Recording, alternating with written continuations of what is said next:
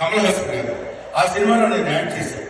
ఆ ఫంక్షన్ నేను ఇక్కడి నుంచి వెళ్ళాలి కాబట్టి నేను ముందుగా మా మా అమ్మాయి ఝాన్సీ రిక్వెస్ట్ చేసి, అమ్మా నేను ముందు మాట్లాడితే నేను పంపించేస్తాను, ప్రాబ్లం ఉండదు, తర్వాత మీరు ఇష్టం వచ్చినట్టు చేసుకోవచ్చు అని చెప్పాను. ఇక్కడ నాకు ఎదురుగా ఉన్నాడు దొడ్డ రవి. ఇతను అంటే మామూలుగా పట్టు పట్టడు. మీ అందరికి తెలిసే ఉంటుంది, అతని గురించి తెలిసిన వాళ్ళందరికీ తెలుసు.